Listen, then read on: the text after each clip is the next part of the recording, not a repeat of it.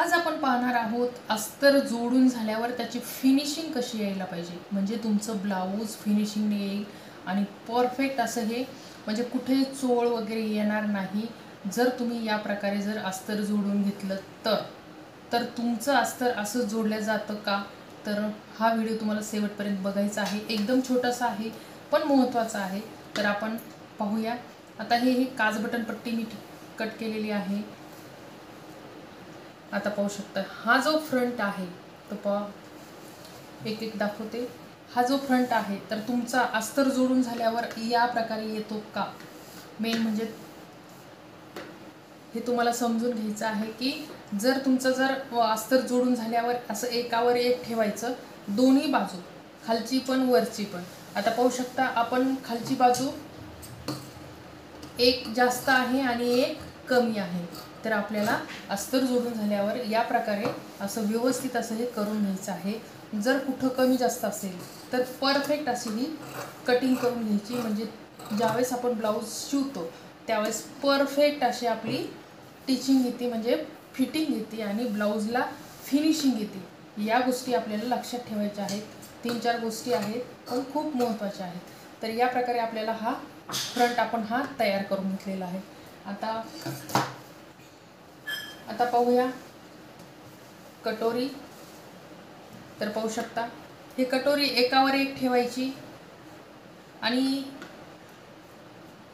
एकदम परफेक्ट असं हे एकावर एक ठेवायचं आणि पाहायचं कमी जास्त कुठं आहे, तर हे असं कट करून घ्यायचं।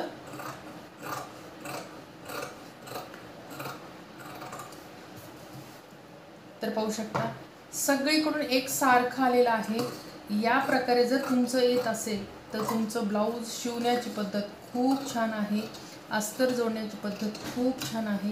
तर या प्रकारे तुम्हाला असं व्यवस्थित असं करून घ्यायचं आहे, म्हणजे ब्लाऊज कमी जास्त होत नाही, कटोरी छोटी मोठी होत नाही। नाही तर बरेचदा काय होतं, कटोरी एक छोटी होती एक मोठी होती, तर हेच कारणं असतात। तर तुम्ही या प्रकारे कटोरी करून घ्यायची आहे परफेक्ट। आता आले क्रॉसपट्टी। क्रॉसपट्टी सुद्धा अस्तर जोडून झाल्यावर या प्रकारे यायला पाहिजे आणि ही एकावर एक ठेवायची आणि कटोरी एकावर एक ठेवल्यावर क्रॉसपट्टी एकावर एक ठेवल्यावर परफेक्ट अशी यायला पाहिजे, कुठंच कमी जास्त नाही पाहिजे। तर ब्लाऊज जोडून झाल्यावर सुद्धा आपलं असंच परफेक्ट येतं। आता आपण मागचा फ्रंट पाहूया। आता पाहू शकता अस्तर आपलं जोडून झालेलं आहे आणि आपण हे एकावर एक असं हे ठेवून घ्यायचं आहे आपल्याला, म्हणजे फिनिशिंग आणि फिटिंग दोन्हीही परफेक्ट येतात। तर पाहू शकता अस्तर आपलं जोडून झालेलं आहे आणि एकदम असं फिनिशिंगमध्ये अस्तर जोडायचं आहे परफेक्ट। तर पाहू शकता टक्सला टक्स व्यवस्थित गळा, अस्तर जोडून झाल्यावर गळा कट केलेला आहे, म्हणजे वाकडा तिकडा होत नाही आणि पसरत सुद्धा नाही।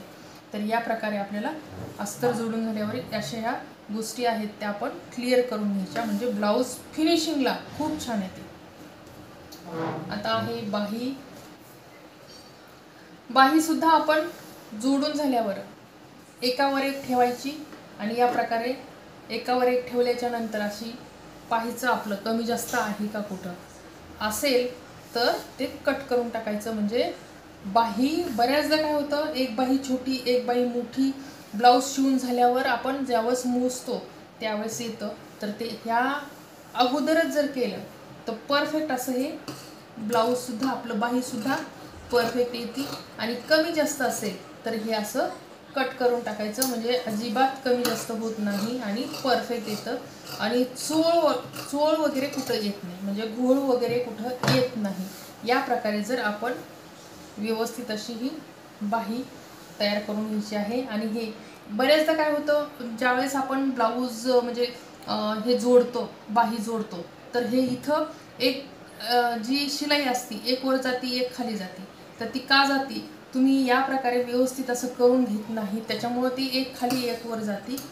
तर हे इथं सुद्धा आपण या प्रकारे व्यवस्थित करून घ्यायचे आहे, म्हणजे फिनिशिंग एकावर एक येते। मोंढ्यातली जी फिनिशिंग असते फिटिंग असते ती परफेक्ट एकावर एक येते। तर या प्रकारे तुम्हाला अस्तर जोडून झाल्यावर हे असे सगळे परफेक्ट असे हे मोजून घ्यायचं आहे। आणि तर पाहू शकता आपण बाहीची सुद्धा फिनिशिंग पाहू शकतो।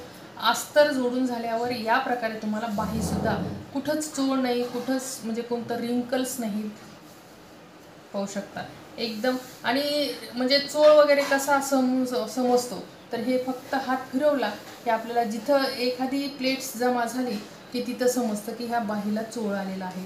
तर आपलं कुठंच आलेलं नाही, एकदम परफेक्ट असं आपण अस्तर जोडून आपलं तयार आहे.